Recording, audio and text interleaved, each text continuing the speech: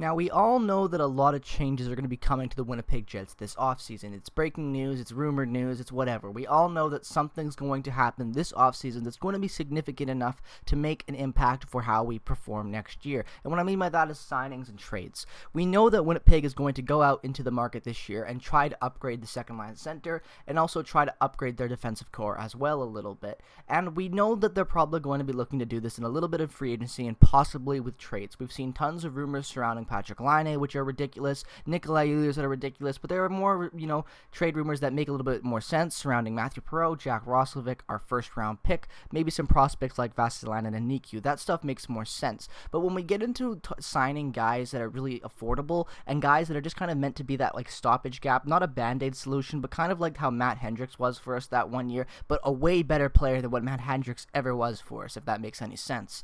A guy that can go into your locker room, help with morale, who's an older guy with a lot of experience, a good player that's older that can still perform well, that can be a good bottom six addition. I think the Winnipeg Jets have needed one of these guys for a while. I feel like what Matt Hendricks did was something that the Jets actually needed for their bottom six, some older leadership, but the problem is that you don't want a guy like Matt Hendricks being the guy to give your older leadership because he wasn't that good.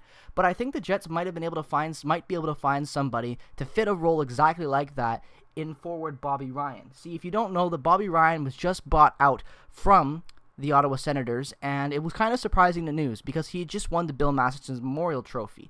And usually a guy like that, although it's not like the Rocket Award, you're not going to be waiving a guy who is that important to your team. So it's really kind of bad looking for the Ottawa Senators, in my opinion, especially for Eugene Melnyk not refusing to pay out Bobby Ryan just because he didn't want to eat that cap. I think it's a little ridiculous. And overall, I think that, it's just not a good reflection on Bobby Ryan and their team. But I'm not here to talk about Ottawa and Bobby Ryan's history with Ottawa. I'm here to talk about the future of Bobby Ryan and where he could possibly sign in this year's offseason, or if he's just going to retire and call it a career. Now, if you're unaware with Bobby Ryan's story this year and what played a big role in him winning the Bill Masterson's Memorial Trophy is the fact that he struggled a lot with alcoholism. He was an alcoholic, he went to rehab, and he had to go through some really rough times in his life to persevere and come back to the NHL this season. And it was a pretty awesome story. I think we all remember the hat-trick game when his first game back, coming back after going to rehab and dealing with his issues, and it was one of the best stories to come out of the NHL season, in my opinion. And again, it's just more tragic to see after that, to see a guy like him getting waived. It really pisses me off, but regardless of that, looking at Bobby Ryan's stats for the last even 3 years at 33 years old, he's been pretty decent.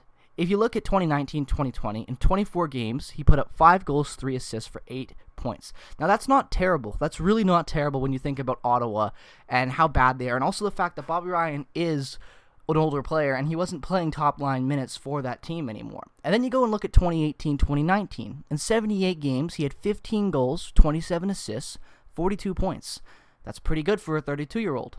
You go to 2017-2018, 62 games played, 11 goals, 22 assists for 33 points. Again, not a bad year for a guy who is 30 years old and who's on the decline, especially on a team in Ottawa that isn't the best team.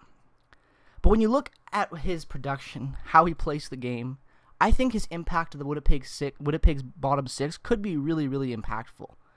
I like guys that are coming in on that, having that one older guy in a bottom six. I always feel like it's really good veteran leadership, and it just helps keep everything kind of glued together. Me and my dad call it the glue guy. It's just this term we have. We always have somebody on the team like it, and every hockey team should have a guy who is just there for morale to keep the team together and keep shit intact and keep everyone in check. And I think a guy like Bobby Ryan could really be good for Winnipeg, especially considering that we are going to have a lot more young guys coming up through the lineups, especially if the fact that Ville Heinola and Dylan Sandberg do end up playing both next year on the defensive core. That are 2 defensive rookies. That is a big, whoa. If Vasilevskiy plays, another rookie, guys like this are going to need someone to look up to. And yeah, Adam Lowry is starting to step into that role, but I feel like adding Bobby Ryan could be really, really deadly. Imagine putting Bobby Ryan on a line with Andrew Kopp and Adam Lowry. I think that would work really, really well for Winnipeg, and I think that would be a really good minute-eating line with some offensive production here and there. I think that could be a really good line for Winnipeg.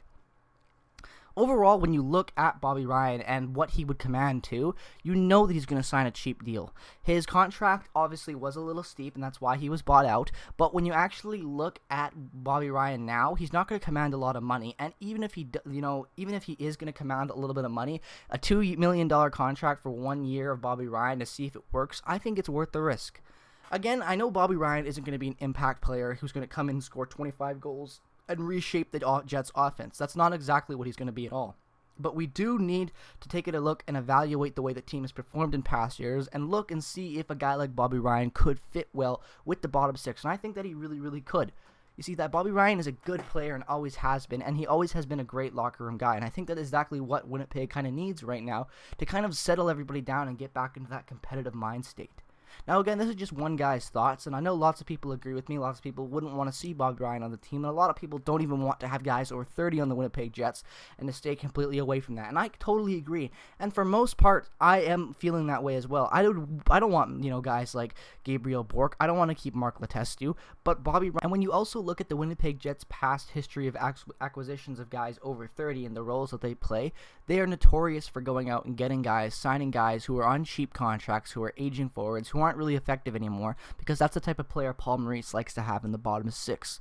Now, if you ask me, Bobby Ryan is that type of player, but better. I think that Bobby Ryan, if playing with a line with Andrew Kopp, Adam Lowry, for example, or even playing with Matthew Perreault and Andrew Kopp, or anyone in the bottom six really that is still signed, I think it could be a really, really, really good overall move for the Winnipeg Jets. I've been one to preach a lot about how the fact that I believe that Winnipeg is only a few pieces away from being back at that competitive state for competing for a Stanley Cup. And although I am in favor of bringing in all the young guys, I do think because we are in a situation where we can win right now with the players that we do have, if we make the right additions and are not, too stupid with our spending, and we actually build a team that is not like expensive, I would say, but is just fills the gaps that we need to have filled. We need solid defense, and I think that if we were to go out and get guys like Bobby Ryan on a 1-year deal, I feel like it could be a good enough experiment to try and maybe just influx a little bit more offense into that bottom six, in my opinion.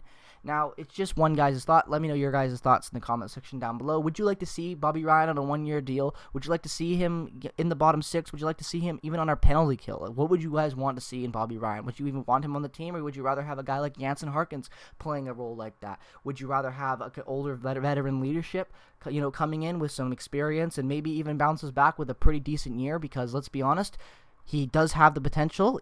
A year ago he had 15 goals. If he could have that again, if he could have 10 goals, 15 assists, I think that that's a very productive year out of Bobby Ryan and a good addition to the bottom six. I think a guy like Bobby Ryan could have 15 goals, 20 assists playing on the Winnipeg Jets.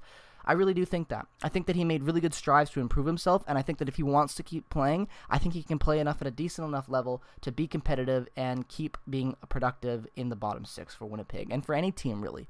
But let me know your thoughts in the comment section down below. Do you think Bobby Ryan would even consider signing with us? Do you think he's looking to win a championship now? Do you think he's looking to more sign with the team to give him a bigger role? Do you think he would sign with maybe a rebuilding team because he wants to get some more minutes and a bigger contract? Let me know your thoughts in the comment section down below. If you're brand new to the channel, you just found this video browsing around on YouTube, definitely consider dropping a subscription. We have just passed over 200 subs, and I want to thank every single one of you that has subscribed and has supported the channel so far. It means the world to me, and thank you so much for doing that. And if you're new to the channel, definitely consider dropping a subscription and joining us on the road to 300 subs now. Drop a like on the video if you enjoyed. Let me know your thoughts in the comment section down below. And as always, guys, I will see you in the next one. Peace out. Take care. Bye-bye.